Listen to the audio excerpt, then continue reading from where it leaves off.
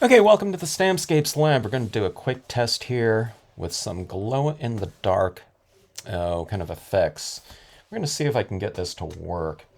The thing that I need to really figure out is just how much media, glow-in-the-dark media, I need to have present in order to have a really effective looking card here. Okay, so I'm using some Brilliance white pigment ink on a piece of blue foil. It's just the cheap Recollections pack of foil found at places like Michael's, or you can get on Amazon now. Okay. And I'm using the Spruce Tree Large here. I wanted to go with something that's going to hold a lot of powder to try to go for like some maximum whatever light retention in the glow powders. Okay.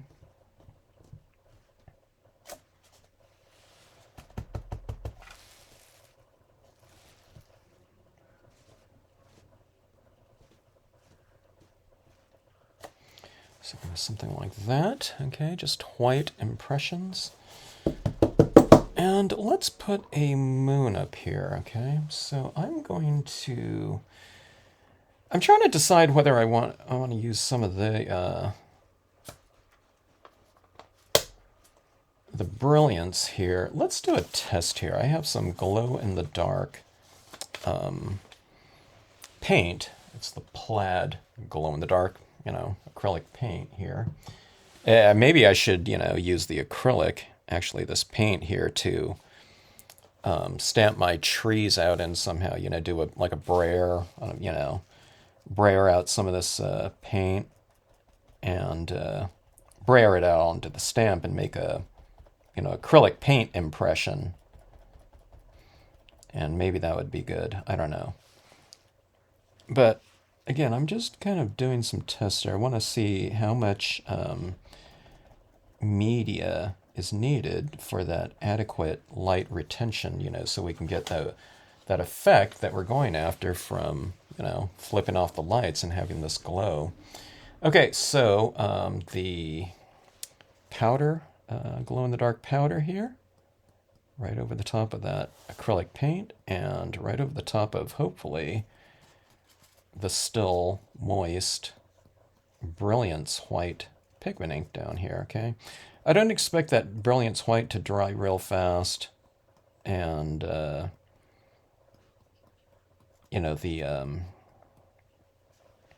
acrylic paint either. But, it's just better to get things kind of applied sooner than later to get, the best chance of as much adhesion as possible.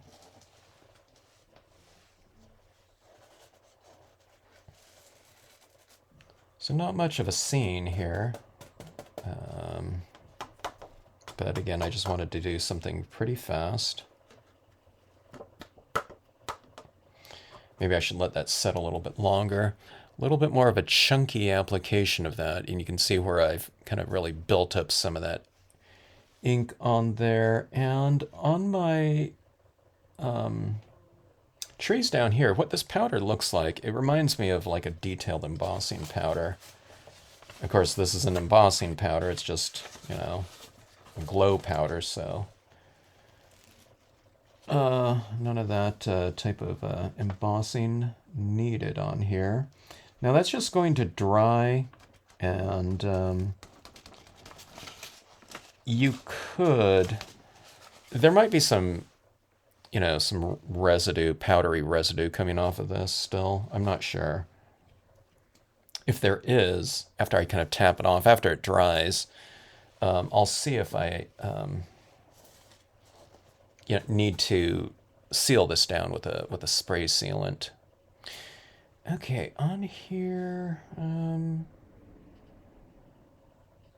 let's just leave it at that. Okay, I was thinking if I want to add in anything in the background, like clouds or stars or something like that. Okay, so the whatever the composer in me you know, the scene builder wants to kind of fill this out a little bit more. Okay, so just taking off some of this residue here. It kind of, that powder is just so fine, it just kind of sticks by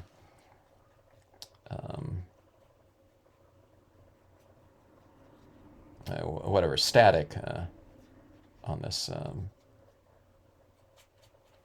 foil here. So let's try to knock off as much of that as possible. Just while I'm going like that. And let's test this in a light situation here. So I'm going to pause this and see how this came out. Okay, I have a little light here because my computer's on, but let me see if I can turn down my screen a little bit. All right, so sorry about that really bad resolution here. My camera's having to compensate, so it's really grainy. But you can see the, you know, the glowing effect of that powder over the top of that white pigment ink. And there's a little bit more of a glow around the moon here because we're, you know, we use the glow-in-the-dark paint as a base as opposed to, you know, like white pigment ink. So the powders glow pretty decently. That's not too bad. Oh, here's that glow-in-the-dark paint here on my little palette. And here's those glow-in-the-dark powders here. So they glow pretty decently. It's not too bad. These ones are the luminous glitters right here. Okay, and this one's the powder. So it's not too bad as far as you know, light retention here.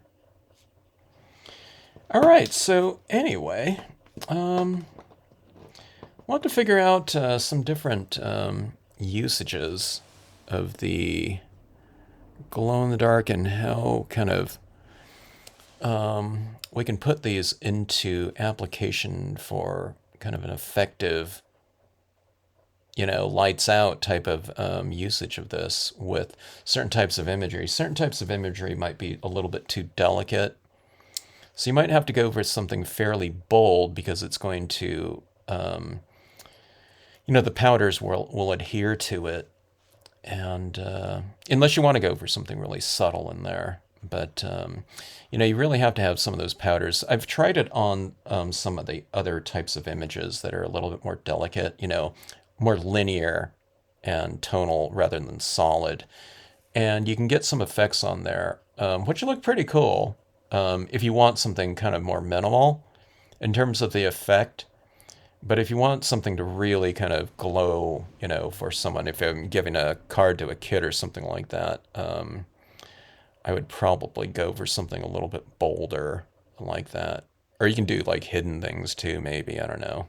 I don't know if you can. I guess if you drop some powder down or something like that, you know, with the kid's name kind of written in the background, but it's done in the same color as the background.